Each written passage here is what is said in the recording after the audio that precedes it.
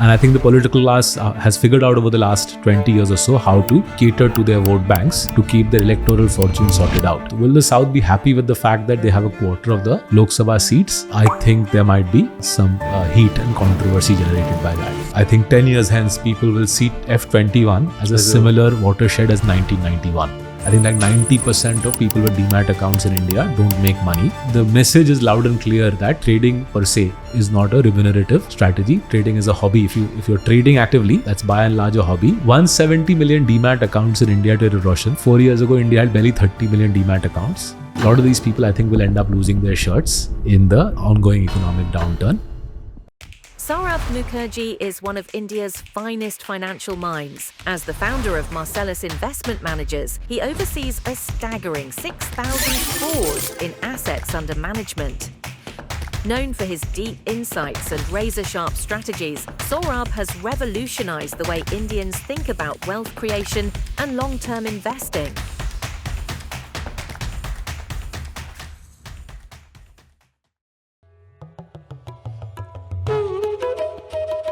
Hey Saurabh, thank you for being on Bharatvaarta. Thank you also for letting us in your office and, sorry for disrupting your Sunday morning. Now, look, it's a privilege being on a show called Bharatvaarta.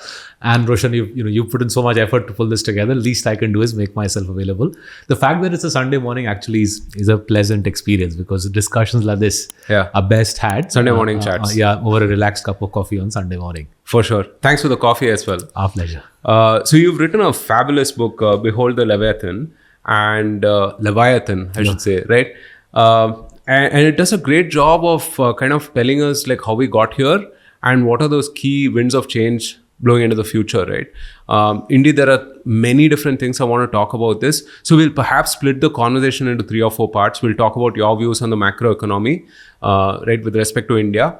And then, of course, people who are familiar with your work will not forgive me if I don't cover some of the more investing / market perspectives of yours. So let's start with a juicy counterfactual, right? 1947, India becomes free.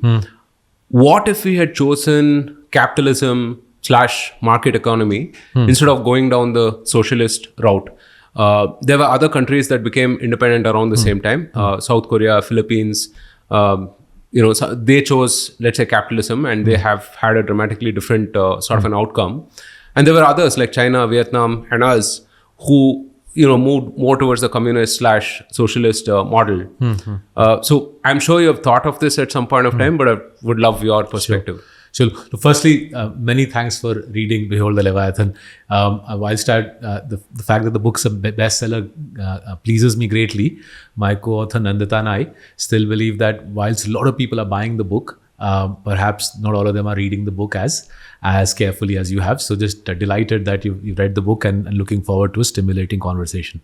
So on this counterfactual business, Roshan, I think there's 2 different aspects to the counterfactual. I would say if the first one is the question you posed, socialism versus capitalism in 47. But I think the second counterfactual to think about is our choices that we made specifically with regard to investments in education, right? And we focused on investing heavily in higher education. Indian Institute of Science was created by the Tatas in 1913, but the whole IIT, IIM infrastructure, the heavy investment on creating an elite education infrastructure, as opposed to emphasizing primary education, I think that was a fateful decision. So back in 47, I don't think capitalism at the get-go in 47 was a realistic choice, given that the world itself after Second World War was a decimated place. We were a desperately poor country. In the book, we've explained that not many people appreciate that at independence itself, we had half the per capita income of other Southeast Asian and East Asian countries. So at independence, we were way, way, way behind Southeast and East Asia. So a lot of people believe that falling behind East Asia is a recent phenomenon. It wasn't. At independence, we were already way behind. We were a desperately poor economy. And I think there was good argument for saying that we needed, say, maybe 10, 15 years of socialism to build the basics of an independent society before we got going as a capitalist economy. So I'm not so sure. if I could go back into time and in 1947 I could be sitting in front of Pandit Nehru and advising him, I don't think I would have had the courage to say, let's go capitalist, given how desperately poor we were, how the world was smashed up, and how partition had left us with deep scars in our psyche. But I think I would have had the foresight to say, had I been around in the 50s and 60s, to say we have to double down on primary education. That deficit, I think, is still hurting us. Right? We have 500 million people in the labor force, but as in the recent economic survey, the chief economic advisor has said, it seems that perhaps as many as half of those people are not really suitable for working in a modern economy. And I think that outcome has arisen. That unfortunate outcome has arisen because of a fateful call made 60, 70 years ago to focus on elite education rather than basic education. Right. We got talking about the different mindsets that we have, the aspirational India today, right? And in your book, you mentioned these 4 eras, right? When you contrast the mindset of both the policymakers and the population, right? How do you see that as kind of varied? And indeed, you can kind of think of it as a chicken egg, right? I mean, the kind of mindset influences the policy and vice versa. How have you seen the attitudes and the mindsets of both the policymakers and the population change in that time? So let's start with the policymakers because that's very visible. You can see that, right? So let's take something like Aadhaar. It was created in Bangalore. Nandan Nilekani had the vision 2009-10. The fact that across the political divide, right? So initially was Nandan Nilekani and the UPA's idea to launch Aadhaar 2010, 11, 12. But then from 2014 onwards, NDA ran with Aadhaar. They added Jan Dhan to it. They added the whole mobile dimension. In fact, the late Arun Jaitley ji came up with the acronym Jan Dhan Aadhaar Mobile Jam. And then the whole ramp on digital public infrastructure has really been a cross-party initiative across the country. No political party ever goes to town saying DPI kharab hai, DPI mat karo. So the fact that our politicians in the space of 15 years across the political divide have had both the vision and the clarity of thought to ramp on DPI, I think needs to be celebrated, right? One of the things in Indian politics is that there's a lot of noise, and we as bystanders tend to buy into that noise without realizing on how much there is consensus. The fact there is consensus on building a high-tech society with DPI, I think is a remarkable circumstance. We should celebrate that, right? That's on the political piece. Foresight, aggression, clarity of thought, and outstanding outcomes in a very short space of time, right? No other country in the world, including China, including East Asia, has been able to show this sort of ramp on digital public infrastructure. This is a uniquely Indian achievement driven by tech visionaries and by the political class, and it should be celebrated. But the even more interesting change in mindsets, I think, has been in the population. And in the book, we sort of dwell on 3 dimensions of it, so to speak. First is the rise of women. Right, highly educated, better educated than men, and increasingly better paid than men, getting the best jobs, having more money in the bank. So RBI data clearly shows, Roshan, that in urban areas, women have more money in the bank than men. And increasingly data also shows that in the mutual fund, in the equity ecosystem, women have 25% more assets under management, right? So the rise of women has been stratospheric, right? And in the book, we discuss some of the data on fertility rates, especially in South India, precipitous decline in fertility rates in the last decade or so, which seems to suggest remarkable acceleration in economic opportunities and career advancement. I love how the chapter starts with those missing women, right? So the Lapata ladies, in a way, our Lapata ladies. It's deliberately the chapter starts on a subversive note because I think a lot of India's rise actually has this subversive feeling. Right. People who were hitherto left behind and are still perceived as left behind are really punching back and saying we will push our way to the top. Whether other people like it or not is their headache, right? So one is the women dimension. The second rise in aspiration is people who did not or have not received elite education, right? They haven't gone to IITs or IIMs, they haven't gone to Ivy League, but they are saying, you know what, who cares? I'm going to rise in the world anyway because courtesy my local BCom or BSc education in whichever college I've gone to, I'm able to do 3 things. I'm able to understand basic technology and how to make it work for me. I'm able to spot economic opportunity as an entrepreneur and capitalize. And thirdly, from an early age, I've taught myself, these entrepreneurs are saying, from early age, I've taught myself how to hire and manage diverse teams, right? Right. And the rise of the native, non-elite educated entrepreneur, right, is something that is, I think, spectacular. It's evident in the income tax data. We've described the income tax data piece in chapter 5 of the book, how you can see the non-elite entrepreneur blasting through. And it's also evident in the corporate tax data. In the final chapter of the book on creative disruption, we're showing you how roughly 60,000 companies who are non-elite, who are what I call challenger franchises, are absolutely smashing through. And when you talk to these people, or when I see them as clients, and I also see them as companies I invest into, their confidence, their clarity of thought, phenomenal, their view of how they can conquer the world, is actually nothing short of inspirational. And again, it's happened in the space of 15, 20 years. 20 years ago, India didn't have this, right? And we've created this. You can also see reflections of this in sport. Whether it's a fellow from a very humble background like Yashasvi Jaiswal blasting through, or the South Indian chess whiz kids from middle class families with very modest means, going on to conquer the world at age 17, 18, 19, earth-shaking achievements from people with modest backgrounds. I think that's a kind of signature of Indian society now. Right.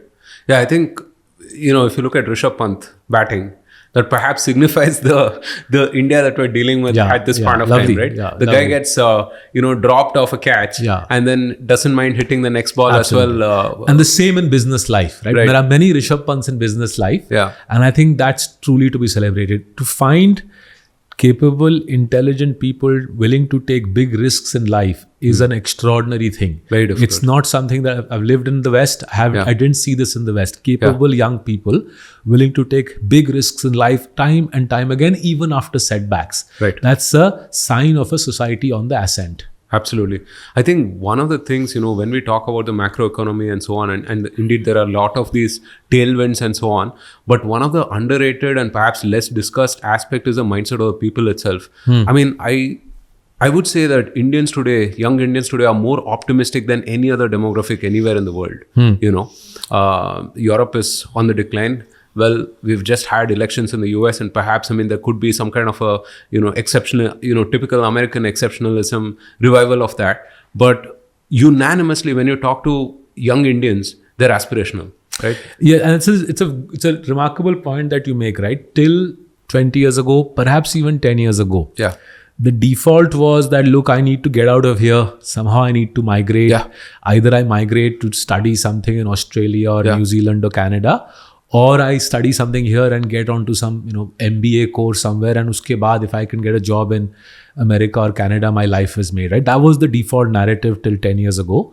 I think that default narrative has changed. And what's remarkable, Roshan, is even though that default narrative has changed, in spite of the fact that it's not as if there's an abundance of jobs for bright young people, right? There isn't. Right. But what there is an abundance of is confidence. And what that's resulting is increasingly younger people are saying that yes, white collar jobs are scarce, but I think I can make a living on my own. I can set up a business and make a living on my own. And thus the rise of both the gig economy and the startup ecosystem, right? That's very unusual. That's very unusual that people are saying that even though there's not a proliferation of white collar jobs, I still want to give it a go. And say till the age of 30, 35, I want to see whether I can push myself as an entrepreneur. Right. Yesterday, I was on a flight from Chennai to Mumbai, and at Chennai airport, a young software engineer from Gujarat, but works in a company in Bangalore, in Madras, doing coding. Works in a company in Chennai doing coding. So he came up to me and said, "My dad is a Gujarati trader, grain trader. I deliberately have set myself not to be a grain trader.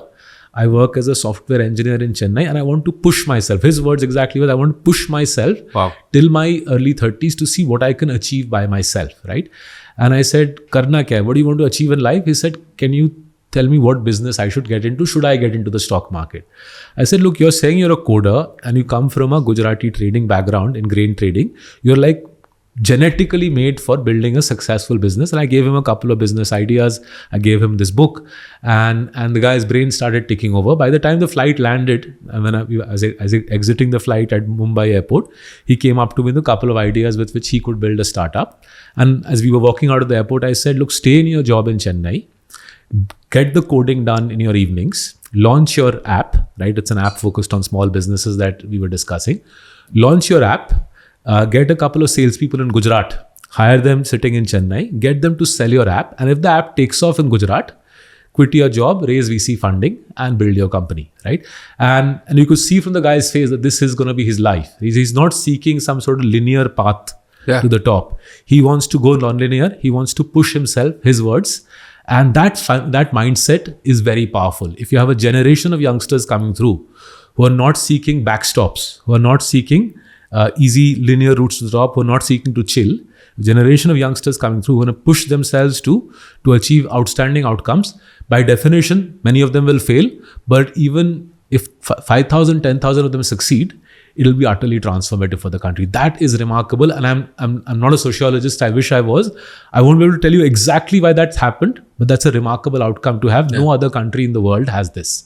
I'll give you another story, right? So, some months back, I interviewed this entrepreneur.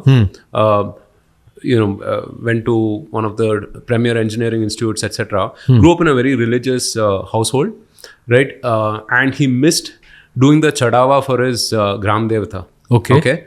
So he builds an app, right? Assuming that, others may have the same, problems, right?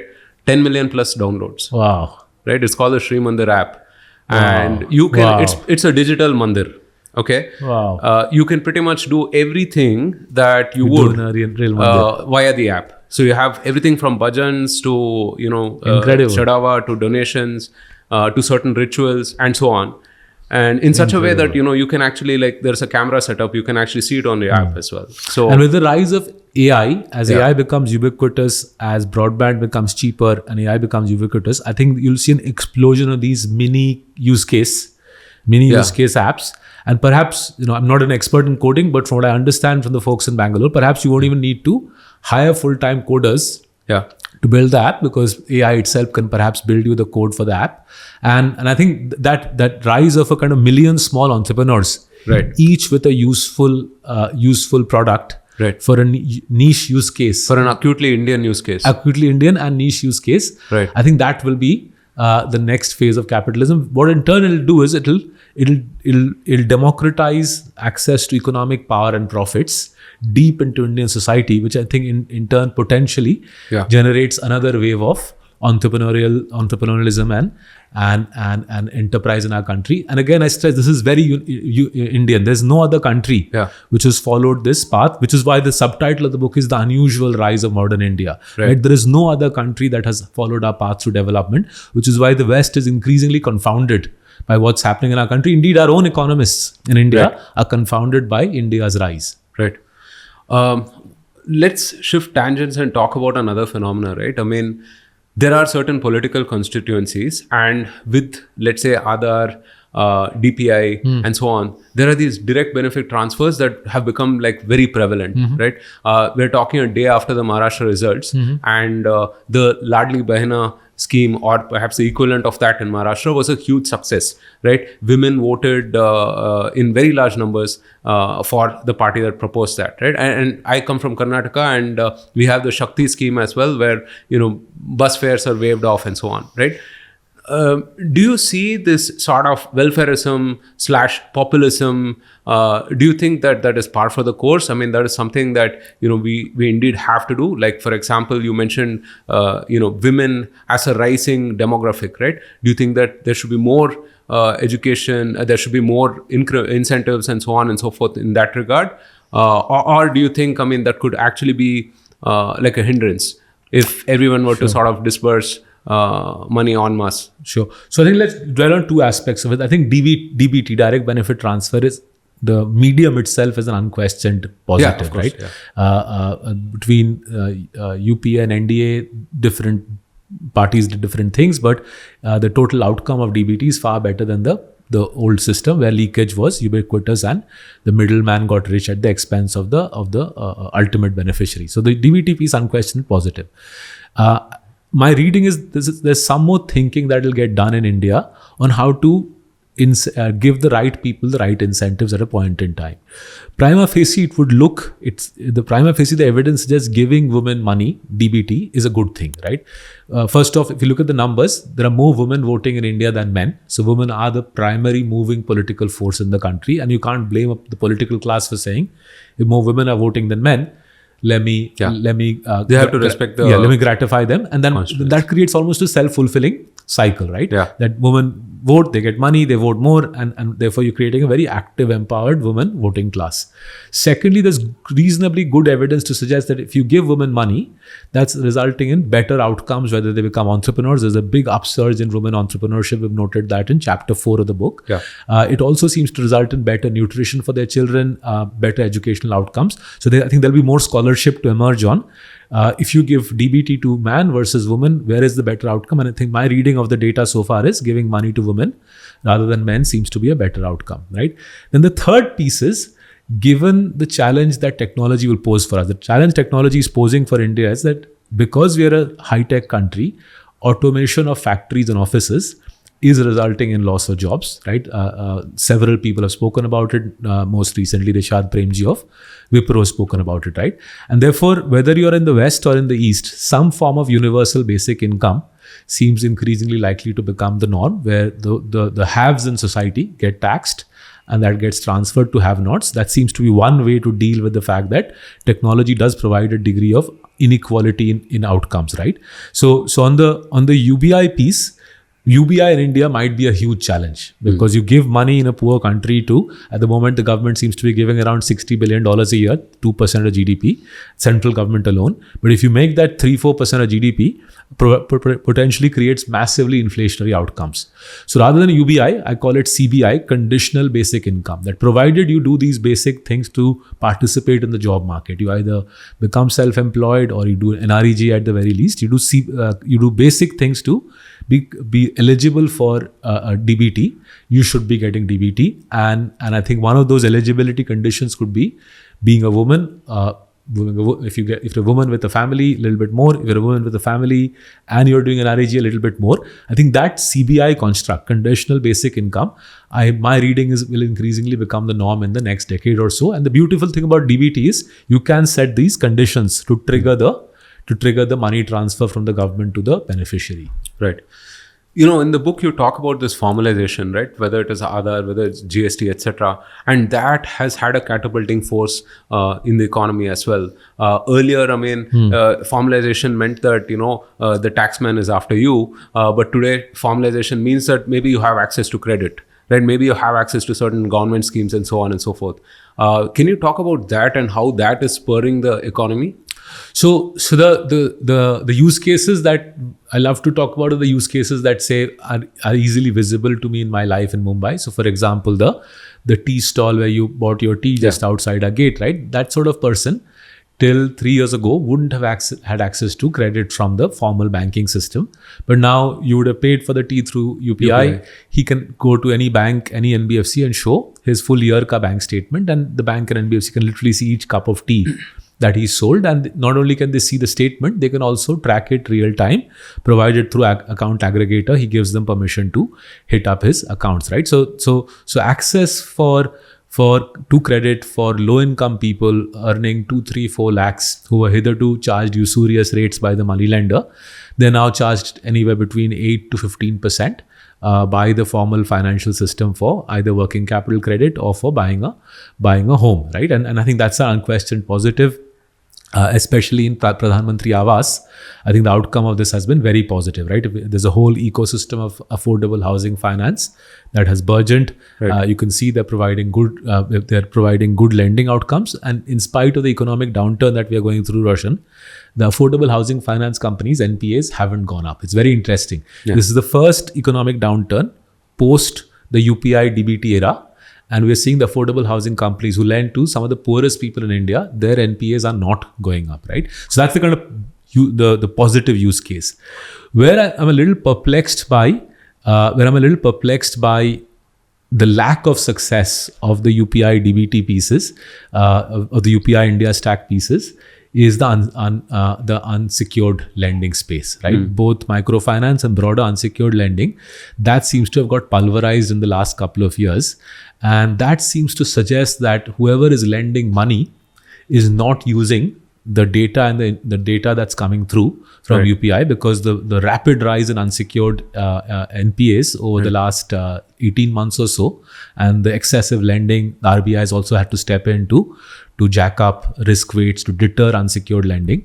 That suggests to me that whoever is doing unsecured lending is a little oblivious to the data that's coming through from the rich UPI interface, and I think that's something that our lending ecosystem need to look at. That if their greed overpowers business common sense, then no amount of formalization is going to help you. You just go through a sort of conventional downturn that poor economic judgment results in. Right, but it's a little more hedged because it's a consumer lending and not institutional lending of. So it's granular. It's granular, 2010 era-ish. So I agree with it. It's granular, and therefore the chances of one big blow up are low. But to the extent that there will be high correlation across many unsecured borrowers if they've been excessively lent to, it looks like there's been a degree of failure on the lender's side to exercise judgment. So as long ago as we're doing this in the closing months of 2025,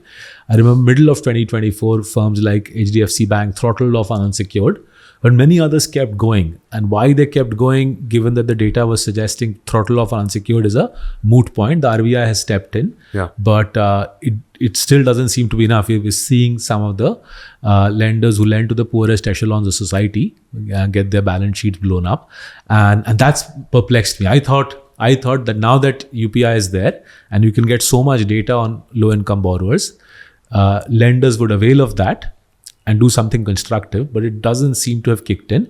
Good news is the positive case study is affordable housing finance. I think the work in progress case study is this unsecured lending piece. Right. So one of the unique facets that I've noticed about the growth as well, and these were again further sort of reinforced by the Gini index numbers that came out, I think maybe about 6 months back or so, is that this growth has not had a large schism in terms of haves and have-nots, right? So roughly people seem to have, the opportunity and the access to sort of move up the ladder per se. Do you see that, continuing, or do you see that, like perhaps in the US, I mean, as we become more prosperous, this gap between like the haves and the have-nots will increase, and that could cause some social strife and so on. So what's interesting in this is that we seem to be creating a new elite, right? We discussed the fact that non-IIT, non-IIM, non-overseas educated people are increasingly successful. In fact, in chapter 5 of the book, we show that the majority of the Nifty 50 companies are non-IIT, non-IIM, non-overseas. So if creating a new elite, if you look at the income tax data, roughly 250,000 families, 2.5 lakh families, roughly, say therefore a million individuals constitute this new elite, right? The underclass, the low income segment, whilst they suffered post-COVID, they seem to be gradually recovering in the last month or last year or so, right? The FMCG volume data, the two-wheeler sales data suggests that after the COVID pounding, the underclass is also coming through. The recent political victories of the BJP in Haryana and Maharashtra also suggest that they've been able to figure out how to resurrect the fortunes of the underclass. The constituency that seems to be suffering is the middle class. Right? And it's very interesting that the middle class is coming under the pump, and it's evident, right? You can see flagging sales of FMCG, you can see flagging sales of entry-level cars. You can see that the IT services companies' employment count is barely growing, and you can also see that that many of the exiting class of India's top engineering colleges are not getting placed. Right, this class, I think, this middle income class, the rise of automation, robotization, AI, I think, is hitting them. Right, and this has happened in the West as well. Between 1990 and 2020, the American middle class, for example, got pulverized as jobs moved to China, especially managerial jobs moved to China and India, and technology disrupted them. It seems to be coming to India now. So the upper class, the elite, the million richest people are doing great. The underclass seems to be recovering after the ravages of COVID. I think the middle class is under the pump, and I think this requires a lot of thought on the part of both industry and the folks in New Delhi on how do we prevent AI from becoming a middle class jobs killer. How can AI turn out to be a positive for the middle class rather than a negative? This requires, I think, mission mode thinking. In the final chapter of the book, in the epilogue of the book, we've given some ways to think about remedies and palliatives here. Right. But I think this is an issue which requires very serious thought because the middle class clearly is under the pump. Yeah. And they seem to be casualties of the automation of the workplace. Right. Yeah, I think that is perhaps the issue that we'll have to contend with, the fact that we're living in the AI era. Yes. And our demographic dividend per se might not turn out to be a dividend if if it results in like mass this pulverization of the jobs. And if you think about it, right, the political class doesn't also have any great incentive to kill themselves thinking about the middle class. The big vote bank is the underclass. Correct. The underclass, the poorest people have been given roads, low cost airlines, the whole DPI piece, direct benefit transfer. And I think the political class has figured out over the last 20 years or so how to cater to their vote banks to keep their electoral fortune sorted out. The middle class, in a way, is a little bit of an orphan child in that regard. They're not enough of a vote bank for politicians to lose too much sleep about them. But they're also potentially casualties of technological change. And I think this will require enlightened thinking by civil society and the political class to figure out how to prevent this from becoming a societal issue. Right. So one of the things that you mention in the book is also this peninsular growth, right? And the divide between the South and the North in terms of just economic progress and so on. And we've heard similar sort of voices as well, even tending towards, let's say, subnationalism and so on. Do you see that this will be an important factor going forward? I mean, if you project out the next, let's say 50 years forward, I mean, are we going to contend with, I hate to say it, but let's say like a divided India per se? Look, I think Balkanization of India has been a fear and a concern ever since the country was created in 47. Right. I'm not so sure the fear should be as real today as it perhaps was in the 60s, 70s and 80s. But we need to keep in mind that the gulf between the South and the North is growing rapidly, right? So if you look at the data, the peninsular states account for a quarter of the population, half the GDP, and 2/3 of the GDP growth. So if a quarter of the population is bringing 2/3 of the GDP growth, and that part of the country population is now falling because fertility rates are below replacement. In fact, South India's fertility rates are almost European already because women are entering the labor force with at such a rate. Because of the demographic and economic divergence between the North and the South, I think we need to take it seriously. And whether anybody likes it, whether I like it or not, 2026, the whole issue around what do we do about delimitation comes to the fore. It's constitutionally mandated in 26. Either India makes a call on this. So what is the moot point here? At the moment, the allocation of seats in the Lok Sabha was set in 1971 as per the 71 census, wherein the South got 1/3 of the Lok Sabha seats, because then in 71 they represented 1/3 of the population, right? And it was said that we would revisit this so this was done in 71, I'm sorry, and it was said that in 2001 it will be revisited. In 2001, Atal Bihari Vajpayee Saab kicked it down the road to 2026. So 25, it looks like there'll be a census, right? I think next year we'll have a census basis which the 26 reallocation of seats in Lok Sabha, that's the delimitation, the reallocation of seats in Lok Sabha will take place. If the 25 census shows that the South share of population is no longer 1/3, perhaps it's closer to a quarter, then naturally the South's Lok Sabha seat share drops. But given that the South accounts for half the GDP and 2/3 of the growth, and therefore proportionately that the bulk of India's tax revenues are coming from the South, will the South be happy with the fact that they have a quarter of the Lok Sabha seats? I think there might be some heat and controversy generated by that. The heat and controversy is easy to see. Non-trivial solutions to this are not easy to see.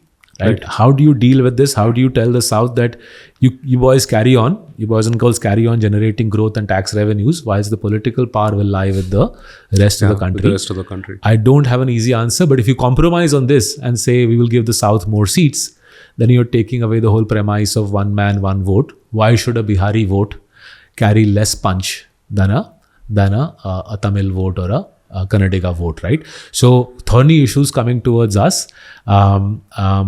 I don't have an answer to this, but I can guarantee those who are watching is that this will be an incredibly tough political problem over the next couple of years.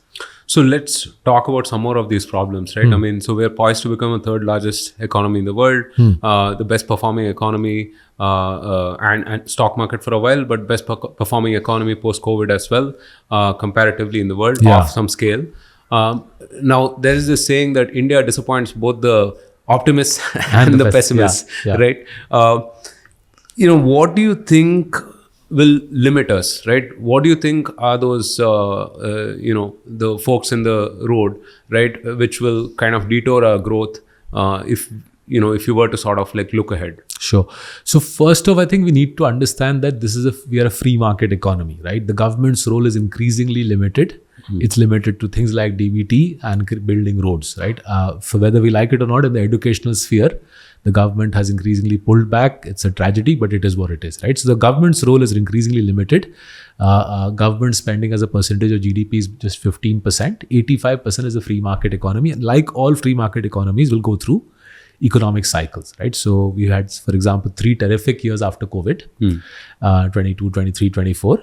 And now, as we enter the closing stages of FY25, we seem to be entering a cyclical downturn, which I think will last several quarters, right? So the economic cycle, like in any other free market economy, will exist. We need to sort of understand that rather than go into some wild political flap and wild individual panic every time an economic downturn comes, right? So that's one factor we'll increasingly have to be resigned to. Because our parents grew up in a socialist India, most Indians who are of that socialist era, they find these downturns very unnerving, right? Because it sort of throws them off kilter when they hear that relatives have lost their jobs and some small businesses have gone bust.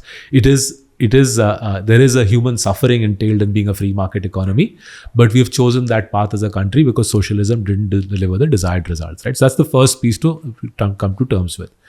Then secondly, in terms of what will set us back, my reading is overall GDP growth will stay at the 6-7% mark for many years to come. There's enormous amount of spare capacity in this economy. There's plenty of human beings who need jobs. They might not get the jobs they desire, but they'll need some sort of employment to provide sustenance to themselves. And similarly, there's unfulfilled demand as well. If your supply side and your demand side remains unexploited, we'll have many years of 6-7% growth. Capital will increasingly be available because the financialization of household savings will produce something like $100 billion a year of savings, which will partly be taken by the government to finance their the government debt. But there will be large flows of money between domestic and foreign investors. I think we'll have something like $50 billion of risk capital available every year for new businesses to be capitalized and started up. So capital is available, supply and demand is there, and I think 6-7% growth will sustain. Where I think we have a challenge, and we brought this out as clearly as we could in Behold the Leviathan, Roshan, the challenge will be that growth will be spread very unevenly. It'll grow, the benefits of that growth will increasingly go to that top million richest Indians, or the 250,000 richest families, 2.5 lakh families. They will be the biggest disproportionate beneficiaries. The growth will also increasingly go to the peninsular states, Maharashtra, Karnataka, Tamil Nadu, Telangana, Andhra, Kerala, Goa. And thirdly, the growth will increasingly go to people who have that entrepreneurial mindset, right? The elite education is no longer required, but an entrepreneurial mindset is required. So if you are peninsular, you are in that elite entrepreneurial ecosystem, and you have the mindset to use modern technology to your benefit, the next 10 years you will absolutely kill it.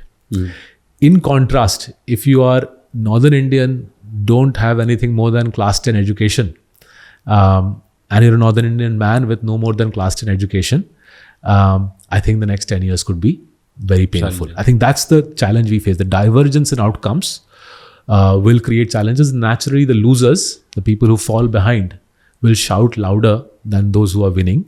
And that will create this perception that something unfortunate is happening, when in reality, we'll actually be progressing down a fairly decent path in terms of at the national level of economic growth and so on. And again, this is par for the course. This is how America developed. This is how Japan developed. This is how Korea, Taiwan developed, all the way up to $10,000 per capita income. We're at 2,500 today.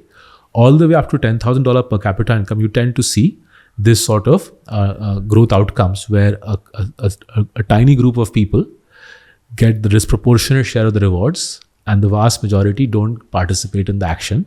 This is called the power law. So this happens in sport as well. So in Wimbledon, the Wimbledon champion takes home 50x the prize money of the first round loser. And the power law will play out in India as it has done in every developing economy. So overall growth per se, I don't think will be a challenge. Cyclicality of the economic cycle notwithstanding. The challenge will be the distribution of the spoils, which will increasingly be unequal, and the top million individuals will cream it. Right. So when we look at China, for instance, right, and what they've done post the Deng Xiaoping era, lifting all of those millions of people out of poverty, and today, I mean, being at the forefront, like superpower level, right? What are those things that we can learn from them? Although, I mean, societies are different, the political dispensation is clearly different, right? What are those 2 or 3 things we can actually learn from the Chinese? I think the 2 spectacular things China pulled off, in spite of all the brutality of the Mao years, right? The Cultural Revolution, the Long March, Mao created a lot of pain and suffering. But 2 spectacular outcomes that were pulled off in the Mao and Deng Xiaoping era was firstly mass education. We haven't got that sorted out. In many of our village schools, the teachers don't turn up. If you do literacy and numeracy tests for Indians who are 10 years, 12 years, 15 years old, we're amongst the worst in the world in mass education and providing basics of educational skill sets to Indians. I think that's a big lacunae. I don't know how this will be solved, because whichever leader tries to solve it, it's a 10-year payback period at least. And as you know, our election cycles are 5 years. So it's not clear to me the political class will want to solve this, because they'll say, what's in it for us? By the time the education problem is solved, I'll be long gone, says the leader. So that's a massive issue. And as economic life increasingly becomes about operating at the very least factory machinery without a decent amount of education, it's not evident this can be pulled off. I think the second aspect of what we'll need to come to terms with, and this I'm more optimistic, is the integration of AI with the India stack. So the India stack is roughly, say, 10, 15 years old. It's given us the basic layer of identification, provision of credit, provision of direct benefit transfers, but it sort of goes only so far. It gives you a degree of nonlinearity in outcomes, as we have seen in the NPCI data on how quickly UPI is ramped up. But once you've sort of exhausted the first basic layer of getting every Indian an Aadhaar, their biometrics, getting them on digital payments, to now capitalize on India stack, we'll have to integrate that with UPI, with API, right? So with AI, right? Now the integration of AI with India stack potentially creates India stack 2. And in the epilogue of the book, we've given multiple use cases. The use case that sort of is the easiest to see the power of is skilling and education. So if you have, say, a 17-year-old class 12 student in Mizoram, and she wants to study, say, science at the Indian Institute of Science, wants to study physics at the Indian Institute of Science, but she doesn't have the financial wherewithal to do it, can she speak into a AI system, which then puts her in touch with an employer in Bangalore who says, I'll pay for your university education, provided you do a 4-year internship with me in my whatever physics lab or my engineering setup in Bangalore, right? That skilling and education network, I think AI is ideally placed to pull it together, because if you think about it, our bulk of our population is north and east. The jobs are down south, and there's a geographical mismatch. There's also potentially a skills mismatch. It's potentially possible that the South simply doesn't have the number of skilled people that it needs. The North and East might have that. We need to bring skills, and we need to overcome the skill mismatch and the geographical mismatch. AI is ideally placed to do that. But if this is to be pulled off, somebody out there has to pay for the training of the bots in a multitude of languages. Then they'll have to pay for the GPU burn, that every time that Mizo girl speaks into her AI, or the Southern Indian employer seeks a candidate, there is GPU burn. Somebody will have to pay for that. And thirdly, this will have to be marketed and sold to the whole population, right? Now, whether the government will do this or not, I'm not so sure. But clearly, a philanthropist out there who wants to leave a legacy should be willing to put their hand up, and if they do so, they'll leave their mark for generations. Similar sort of construct in healthcare, right? It's reasonably clear that chronic health illnesses like hypertension, like diabetes, are exploding in our country, especially in the poorer segments of society. Government hospital beds haven't really been added at any serious number in the last decade or so. And again, there's a supply-demand mismatch between those who need healthcare and those who can provide it. Again, can AI step in and provide the basics of healthcare to the majority of our people? And just to carry on like this, as we age, over the next 20 years, we will age. Our median age is 28 today, but over the next 20 years, we'll age. Low-income people will need retirement saving solutions. Can again AI be brought to play here? So the integration of AI with India's stack, I think, is a generational opportunity. But it's not going to be as easy and as cheap as India's stack because of the bot training and the GPU burn aspect. It requires visionaries, it requires philanthropists to step in. But if we can pull this off, we'll be able to, once again in the next decade, we'll be able to provide population scale solutions to some of the most pressing problems of the nation. Right. Why do you think we spend so little on education and healthcare? You did mention perhaps delayed political outcomes are a thing. But the reason it's a mystery, I think your question is valid, is say Bangladesh is also a democracy, right? At least sort of a democracy. Right. But they seem to have higher levels of spend as a percentage of GDP. They're spending more than us on health and education. And even though their per capita income is similar, Bangladesh and India, per capita incomes are similar, but they're spending significantly more than us on health and education. I don't have an easy answer. I'm a little confounded by this. My sort of lazy answer to this is our political class thinks of 5-year elections, and therefore, since the payback of health and education is longer term, they don't invest in health and education. But then other Asian democracies have done a better job than us. Why are we negligent in this regard? I don't have an easy answer. If it's any comfort, the peninsular states have clearly done a way better job in this regard than the North. That itself is also perplexing. That it's the same. We all became independent in 47. The same IAS officers run the country.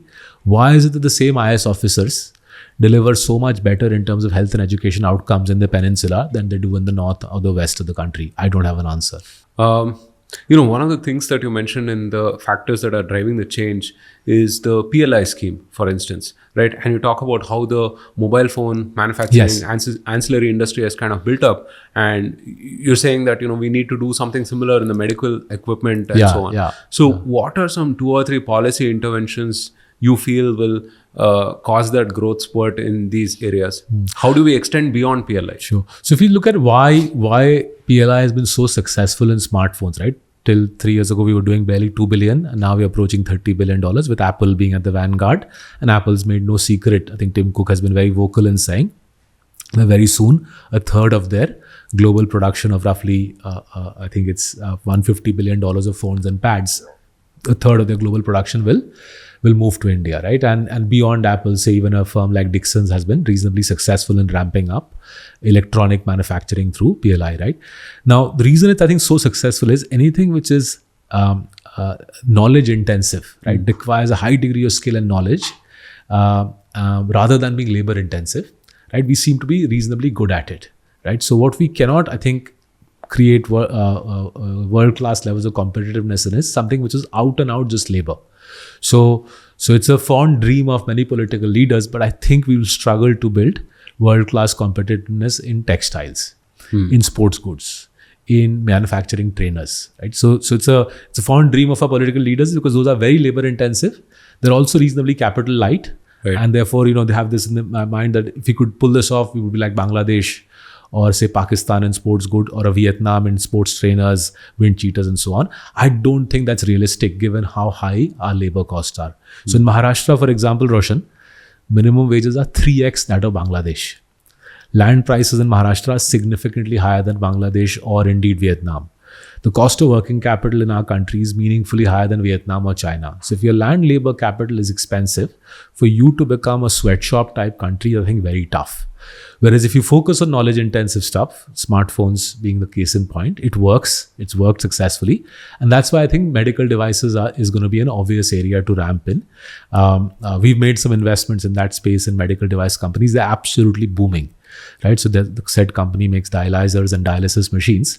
Again, it's a $400 billion global market. India barely makes 1 or 2 billion. Huge headway here. China makes a lot of it for similar reasons too. Apple diversifying to India. I think Western manufacturers will want to reduce their dependence on China for critical medical devices. We should be able to slot in their knowledge intensive product, right? And similarly, active pharmaceutical ingredients, the critical part of medicines. So the PLI scheme, I think the government now knows how to make it work, and my reading is they'll be able to ramp it in other sectors. The answer to mass scale job creation remains elusive. The government is trying ELI, employment-linked incentives. I think what they're talking about makes sense. We are yet to see the fruits on the ground, but logically it makes sense that if you want to build a successful, say, sneakers or sports shoes industry, since it's labor intensive, if you give the employer a ELI to employ labor, he might be able to ramp on it. I think Tamil Nadu and Chennai is a specific case study to be looked at very carefully. Let's see in that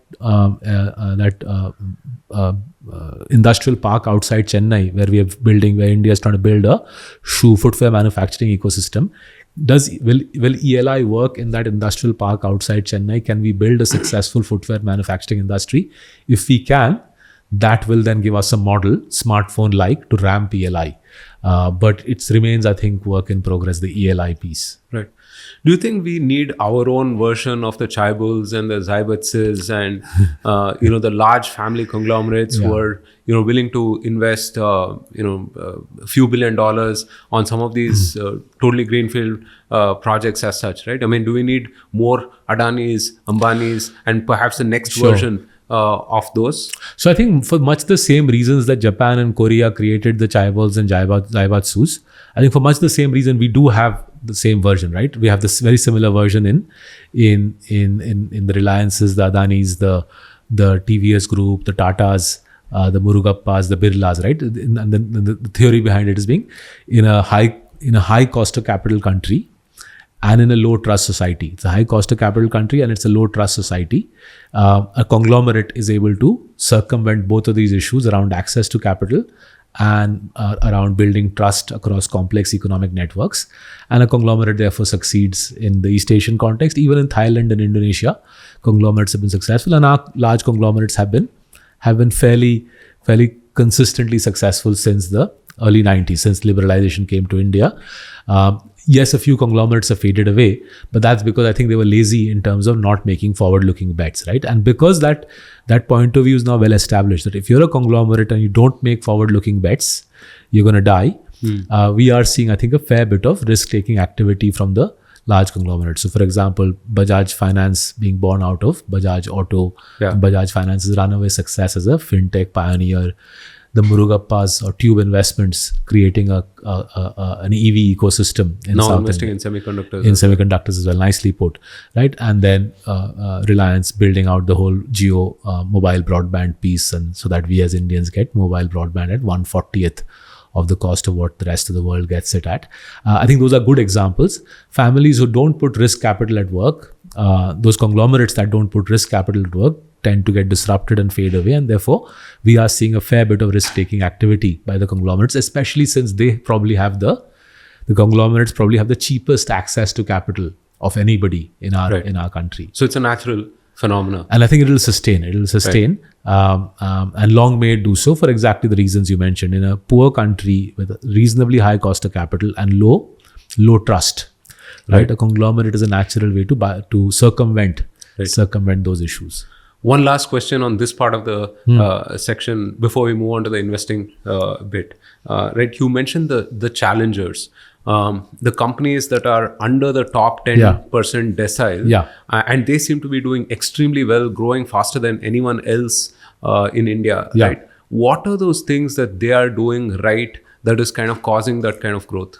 Right. So in chapter 9 of the book, the reason I'm opening it is I sometimes forget the numbers. In chapter 9 of the book, we've given the entire details on this. Right. Effectively, what's happened is the top 900 companies, Roshan, they account for roughly 2/3 of India's PAT, right? And these are the large known listed companies, the conglomerates that we discussed, right?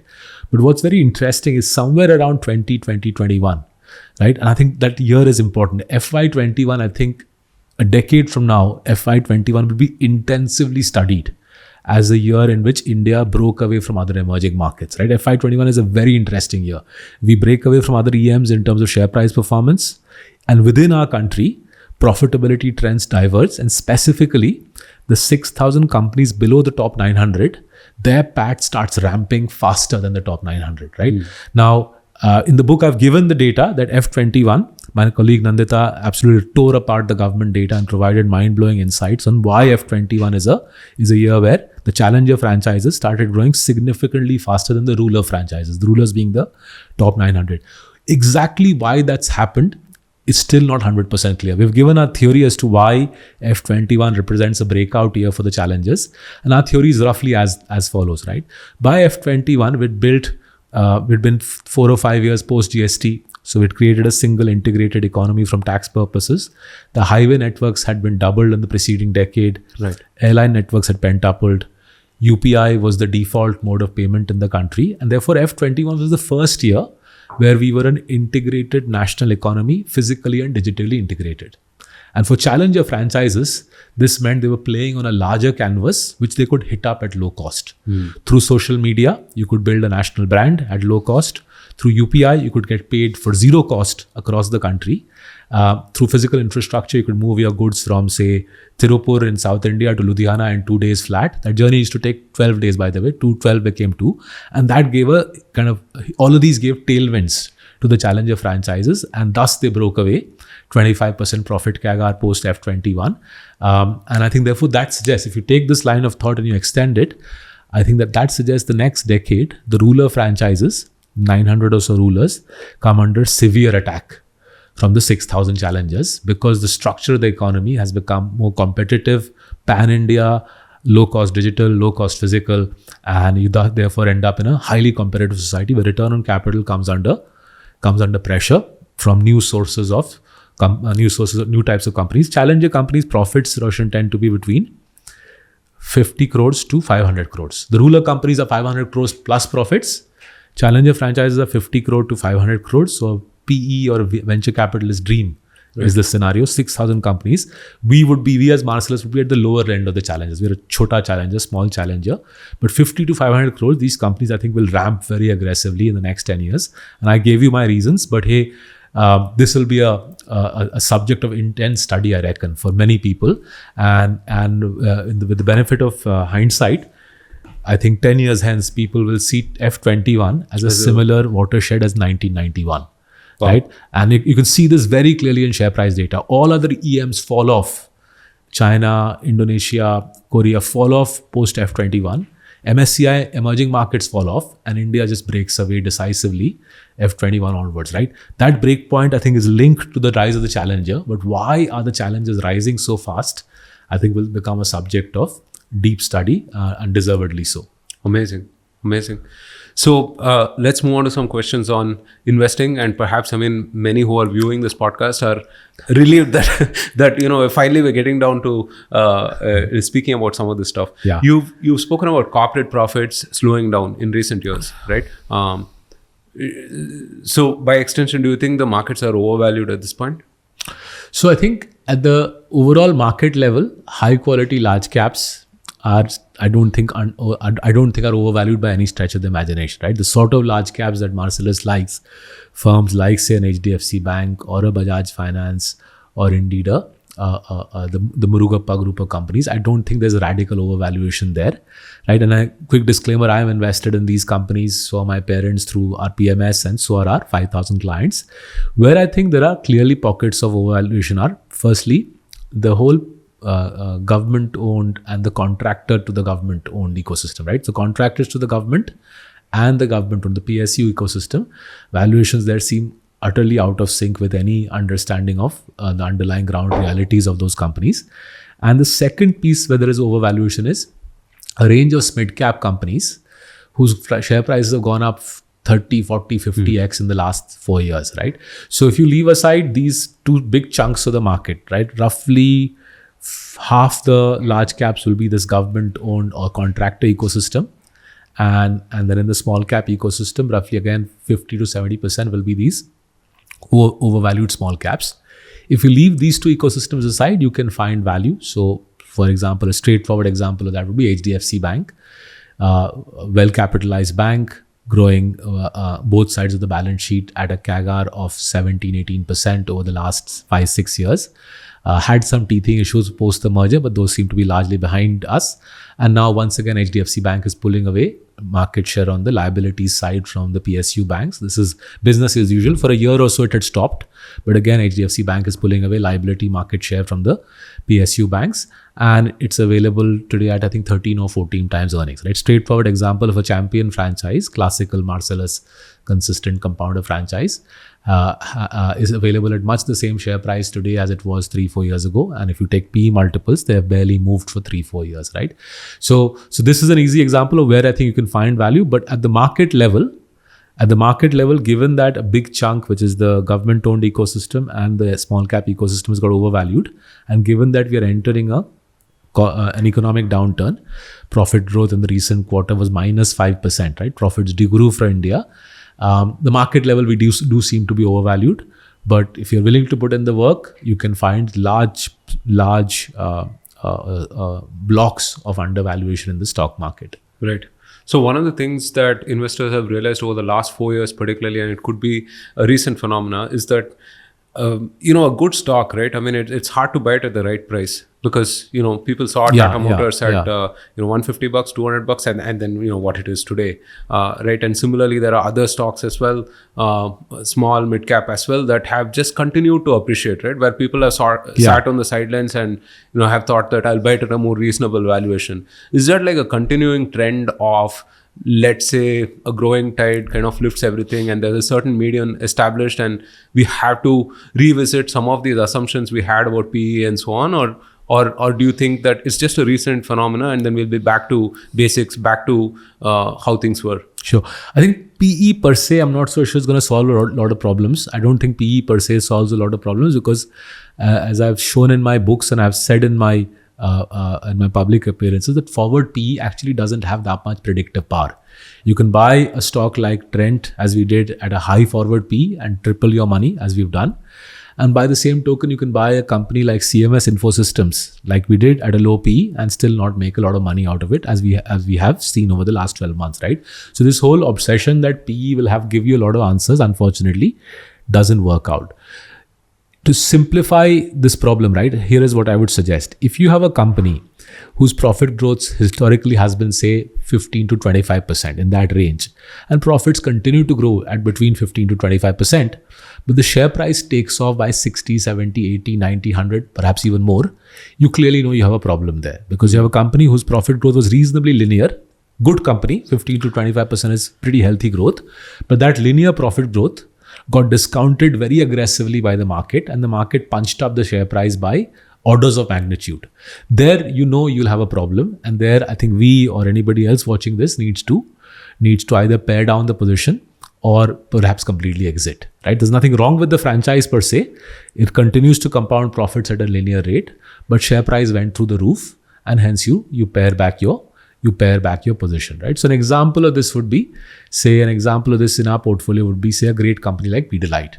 Pidilite, I think, has compounded 1000x over the last 20 years, remains utterly dominant in adhesives and pretty dominant in waterproofing, right? When I travel around the country meeting adhesive dealers, meeting carpenters, it's clear that this is a very smart company. It's constantly thinking 2 to 3 steps ahead.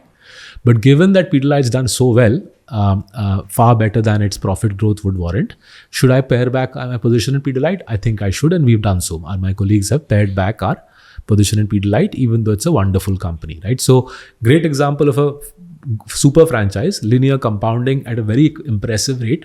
Profit compounding for Pidilite will be in that 15 to 25% range I think now for the best part of a quarter of a century, right? But the share price has got very excited by that. We are in an economic downturn, and therefore it makes sense to be cautious there. Right. How much has your investing approach changed since the coffee can days? I mean, because it used to be that find companies that have decent revenue growth, that have good return on capital employed, and are fairly transparent in their practices and so on, right? They have good governance, and then sit on it, right? Basically sit on it, look at it as a decadal sort of a thing. Don't be busy trying to like trade those, right? Versus what we're seeing today, right? I mean, where stocks jump up in the short term, they tend to move sideways a lot. So have you sort of changed your approach, or are you sticking by what you said? So there's two aspects to our approach, right? So if I look back at that first spate of books that we wrote 2015, 16, 17, 18, which was Unusual Billionaires and Coffee Can Investing, we'd espoused sort of two layers of thinking. One was, as you said, look for companies with double-digit revenue growth, pre-tax return on capital of 15% or better, and buy them and stay invested for long periods of time. But the other point of view we also gave in those books is look for clean companies where the books are believable, corporate governance is good.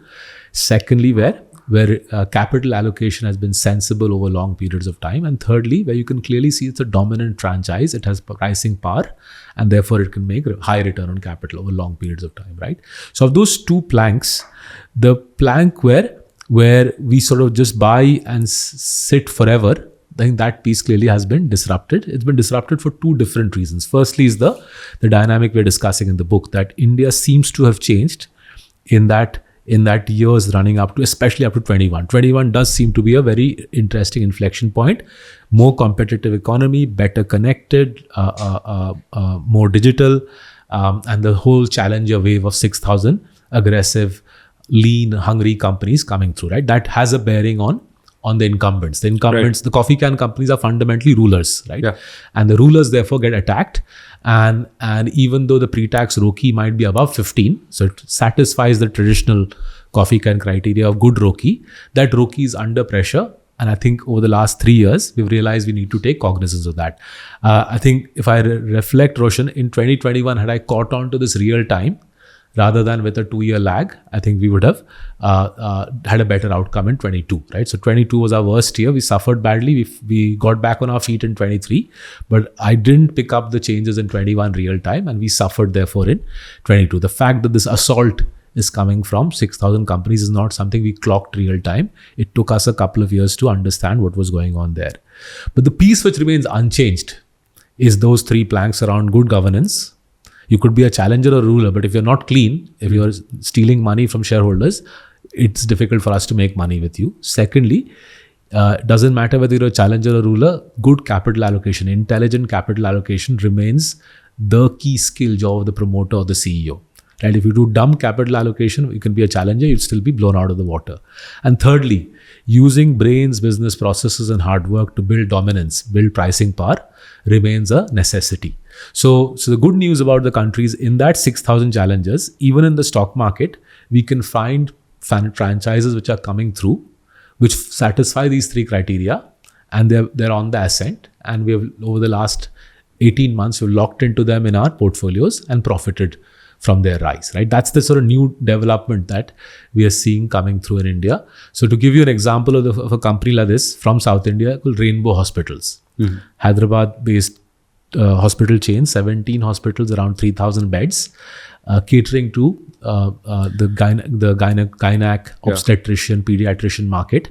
Very successful in that they're catering to busy women who are affluent, doing high-powered jobs, but want to have their babies in a high-quality setting, want pediatric care thereafter from the same hospital chain, willing to pay for it, therefore good profitability for Rainbow, and 3/4 of the shares outstanding owned by the pediatricians, the obstetricians. The doctors own 3/4 of the shares outstanding. So this company was created in 2008, and in markets like Hyderabad, increasingly Bangalore, on its way to building leadership in this specific niche. So you can see, right, this is not an Apollo This is not a traditional leader. New generation company created by doctors in 2008 and already building a dominance in niche markets very successfully by providing a service which has never been provided to working women in cities like Hyderabad, Bangalore. I think they're also coming to Pune and so on. Yeah. No, these companies catering to, let's say, fertility, maternal care, and so on, I mean, they're absolutely killing it. More so now than ever. Yeah. I first created a DMAT account in 2009, right? Lost a bit of money and then swore off markets. Okay. Right? I said, okay, I mean, this is not for me, right? 4 years ago, during the COVID era, I mean, I thought, okay, let's do this. Right, and similarly, I mean, you've seen record number of investors come into the market, right? Over the last 4 years, absolutely amazing. We've talked about how India's wealth is often locked away in gold or real estate or some other asset, and now you have like all of this getting financialized, right? But at the same time, for these new set of investors, how would you say they should think about picking stocks for the long term, right? There's so much, let's say, volatility. There are things that we don't normally like factor in, right? Let's say there's some Russia-Ukraine war going on, and Israel, Palestine, etc., etc. There's just too much happening on the macro level that one can't focus on, right? So how do I pick a stock that I know will perform for the next 5 or 10 years? Yeah. So I think it's a temptation for all of us, even us as institutional investors. We tend to get very caught up that Trump has won, what should we do after that? Or BJP has won Maharashtra, what should we do after that? And obviously the media plays to this, right? It gives the media plenty of fodder to hype up 3 stocks that will gain because of X or Y things. Now, as the folks who built Zerodha have famously told the world that I think 98% of their clients don't make money, and as multiple SEBI reports have shown, I think like 90% of people with DMAT accounts in India don't make money, right? The message is loud and clear that trading per se is not a remunerative strategy. Trading is a hobby. If you're trading actively, that's by and large a hobby, much as you want to kid yourself otherwise, right? Now, the question then is, how do you become a long-term investor rather than a trader, right? And I think that the answer from history is pretty clear. Focus on the company's specific fundamentals to the extent you can research them, that the promoter is a clean guy. He's not stealing money. In Diamonds in the Dust, we've given a reasonably simple checklist that you can do to establish in Diamonds in the Dust chapters. There's 2 lengthy chapters with forensic accounting case studies, but there's a simple checklist you can follow to establish cleanliness. Secondly, rationality in terms of capital allocation. If you don't have time, just use free software like Screener and look at the historical pre-tax ROCE. If it doesn't exceed 15% in most years, then it's unlikely that this company's capital allocation has historically been managed well. And the third piece is dominance. It's easiest to establish dominance where you yourself are using that company's products, and you can see that you're willing to pay a premium to buy that company's products, right? So for example, my workplace trousers are West Side trousers. They're $999. And I asked myself, if West Side charged $1,200 for them, will I switch? And I realized, no, I won't switch. Right? For me, it's at $1,200 as well. It's value for money to get 2 decent workplace trousers, which are robust. They last for several years before they get tattered and I move on to the next one. So you can establish those 3 things. If you can do so, then focus on those rather than focusing on that, look, BJP won Maharashtra. What does it do to West Side now? Is it one of the top 3 stocks to buy? Right. I would say that sort of activity should be a hobby. It shouldn't be counted as serious investing. Right. We have so many startups IPOing. Right. We just saw last week, I think Swiggy went IPO, BlackBuck went IPO. There are as many as about 200 startups that are due to IPO over the next couple of years or so, right? How should retail investors look at, startup stocks as such? And one of the things I notice is like the OFS as such, right? Offer for sale seems to be pretty significant, right? And also there are things where, just 6 months prior to listing or 7 months prior to listing, you have a pre-fundraise, right? Or pre-listing fundraise where automatically the valuation goes up and so on, right? When I look at this, and even as someone who has worked in startups for as long, I feel like there's something amiss, right? I personally don't invest in a lot of startups. I don't invest in any actually. But how should retail investors look at startups as assets? So look, there's no data which suggests that the success rate of investors, institutional or retail, there is no data at all which suggests that the success rate of investors in IPO investing is any better or worse than in ongoing stock market investing, right? And the success rate of investors in ongoing stock market investing actually is pretty poor. And the reason for that is, again, the power law works at the stock market level. No more than 3-4% of the companies that are listed in our country drive 80% of the compounding in the ecosystem. This is true globally as well. The famous study by a academic called Henrik Bessenbinder, which shows that almost all the market cap in the world in the last 100 years has been created just by 2% of the companies whose stocks are listed, right? So the power law works in the listed market as well. A small, very small minority, a few percentage points of the companies who are listed will generate all the upside in the market, right? And therefore, if somebody believes that they will do trading in the listed companies or indeed trading in IPOs and make money, they're welcome to that delusion, but the data doesn't support that, right? There's a further reason for retail investors to avoid IPO investing. So as is often seen, right, a lot of people want to watch a movie. When a movie is released, they have this mania that they want to watch first day, first show. Right. But just because you watch a movie first day, first show doesn't make it a Dilwale Dulhaniya Le Jayenge or a Sholay. Right. You've watched it because you're a movie buff, right? And you get a kick from watching first day, first show. But it doesn't mean it's going to be the probability of it being a good movie is any higher just because you're watching it earlier. Very similar phenomenon with IPO investing. You've invested first day, first show because you love that sort of buzz, but it doesn't give you any higher odds of getting that investment right than if you did a conventional investment in the stock market. So 170 million DMAT accounts in India to Roshan. 4 years ago, India had barely 30 million DMAT accounts, implying that 140 million DMAT accounts have been created in the last 4 years. A lot of these people, I think, will end up losing their shirts in the ongoing economic downturn. And such is the nature of free market economies, right? You get manias, people get worked up. They said, "Karna hai stock market mein." 14 crore people have opened their DMAT accounts. This is going to be the first economic downturn for them. And I think many of them will learn. Some of them will carry on investing. Others will leave the market and do something more interesting with their lives. Right. I think we're going to realize how many of them have a real stomach for this. Yeah. Right. Yeah. This whole SIP obsession also will get a reality check. Right. When the market is grinding up, it's very good to say every month throw some money in and average your entry price. When the market grinds down for a few quarters, it'll be an interesting reality check for SIPs as well. Right. Looking ahead from a market perspective, what do you see happening? What are you cautious about? What are you optimistic about? So look, as I said, we seem to be in the early stages of what looks like a multi-quarter downturn.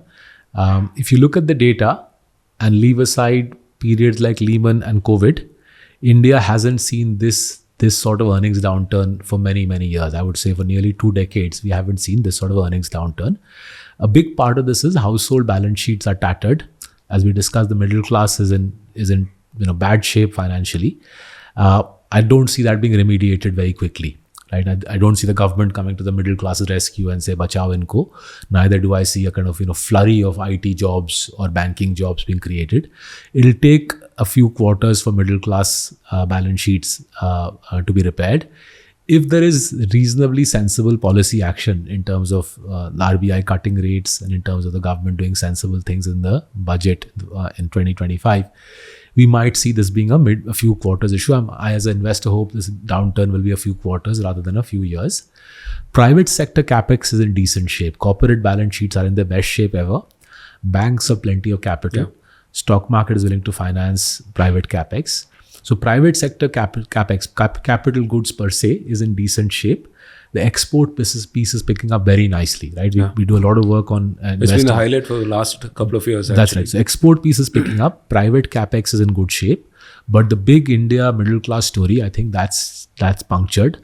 And that will take a bit of time to repair. And therefore, to the extent that interplays with the stock market in multiple ways, right? Remember, the middle class is also the retail investor doing the SIP, right? So I think the India middle class story, both in terms of stock market inflows and in terms of companies that require Indian middle class spending to do well, I think there's going to be a serious challenge there. Therefore, my suggestion to people who are watching this and they want to enter the stock market is be cautious. I think for a few quarters, be cautious. My reading is there's more to run in this earnings downturn. There's a few more quarters of earnings downturn to live through before we see a pickup in earnings again. Right. Cautiously optimistic. You have to be optimistic because the broad narrative of India is positive, right? Right. The trend line in terms of the economy progressing is pretty good. But as I said, this is an economic free market economy, and we are bound to go through economic cycles. We're in the early stages of an economic downturn. Right. So as we approach the end of the conversation, I'd like to end on a few personal questions, right? If with your permission. Sure, go for it. Yeah. So one of the things I realize is, as an investor, you have so much contact with reality that it makes you so humble, right? I mean, you just said, like, I had a certain thesis. I wish I could have read it in 21, but I wasn't. I lagged by a couple of years and so on. What are some of these attributes that make for a good investor? I mean, look, from what I read whilst I was growing up through my teens and my 20s, I read that investors read plenty, right? And thankfully, because of my inclination to read and write, that wasn't a problem, right? So that piece, right, that reading plenty helps because it gives you a sense of how other people have lived, how other investors have lived through other eras in other countries, right?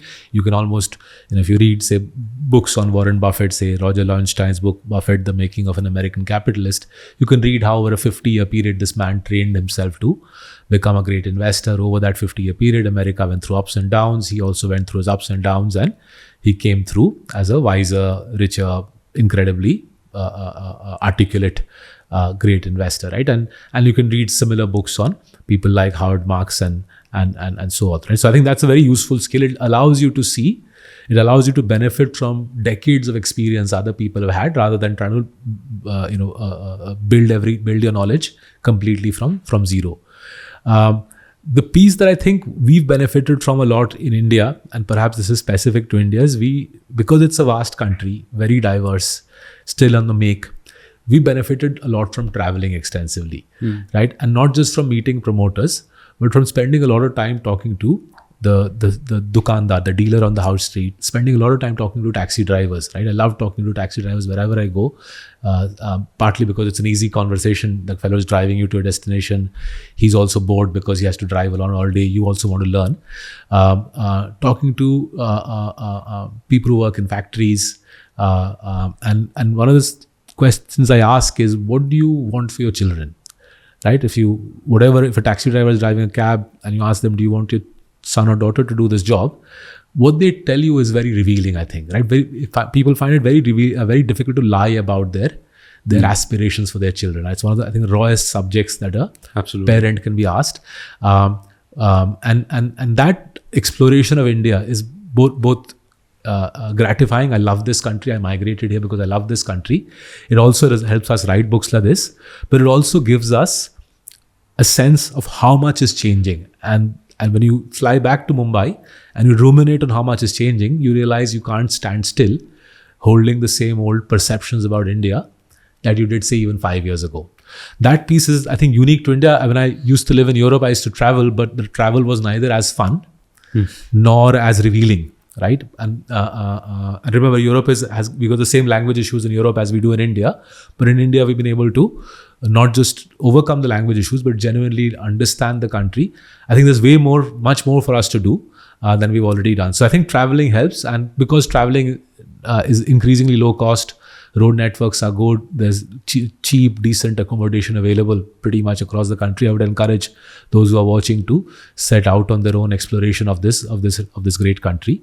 The third piece which helps is working with a group of people who are not all like-minded.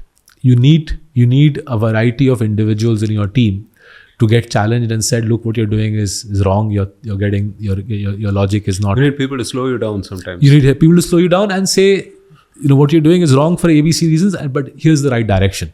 You don't just want to be knocked down and said, boss, you've screwed this up. You figure it out on your own. You also need someone, because it's a demanding job. You need someone to say, maybe Saurabh, rather than looking east, you should look west here, right? And then if you've done your reading, you've done your traveling, you can sit down and rebuild your mental models. A big part of the job is that. It's why the job is fun.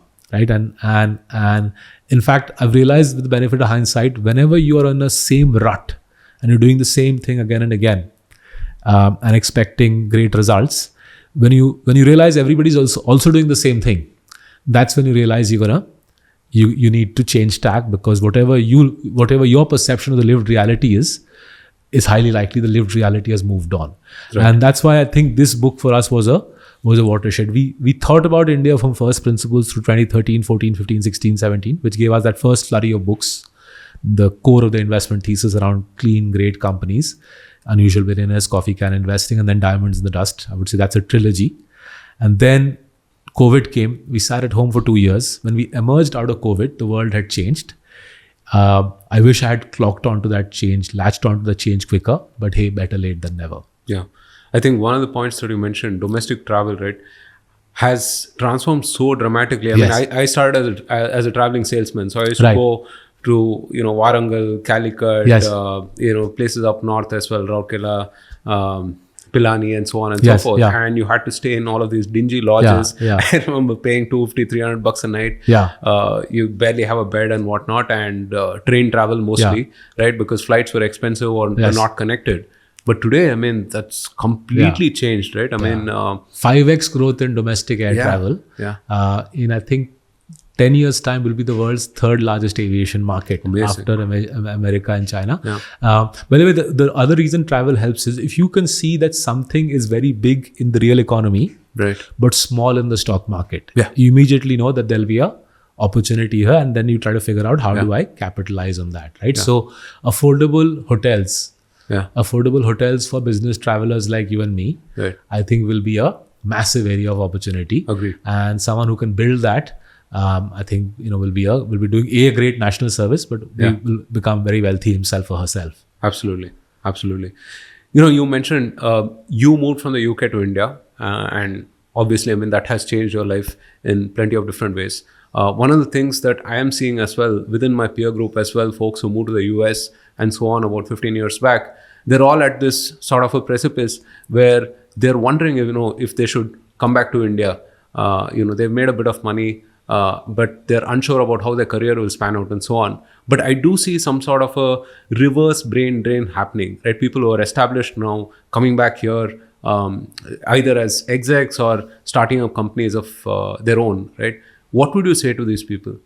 Yeah, so I think if you look at it in purely financial terms, and people are entitled to look at it in purely financial terms, then it's still not obvious to me that if you're doing well in America, if you come to India, you'll make more money. I'm not so sure it's as easy as that. America and India remain the two big sources of wealth globally. Again, in the book, in chapter 2, we have shown you that barring America and India, pretty much everywhere else in the world is a holiday destination, right? And if you want to have fulfilling, successful careers, these should be the two big free market democracies is where the best stock market returns have been for the last 10 and 20 years. That's where the greatest innovation is bound to be. In chaos lies opportunity, and America and India, large free market democracies, are the definition of chaos, right? If you're able to live in chaos, and this is really important, right? If you want to live in India, work, whether you're successful or not, you have to be someone who enjoys chaos, right? I call it entropy. Entropy is things change dramatically. Those who enjoy living in India, and a subset of them go on to thrive, is people who enjoy entropy, understand that in chaos lies opportunity, right? Someone who aspires to a peaceful life, I think really bad call for them to move back to India. If you want to have a peaceful life, then this is not the country to live in. Ideally for you, I work in some sort of public sector job in the Western world, or a lecturer post in a government funded university. That'll be a peaceful life. India is not going to give you that, right? To be fair, most parts of corporate America is not exactly peaceful either. Right? You work on Wall Street or Silicon Valley, that's a pretty tough, disruptive environment to work in. But if you enjoy working in tough, disruptive environments, then I think you come to India, you will thrive here.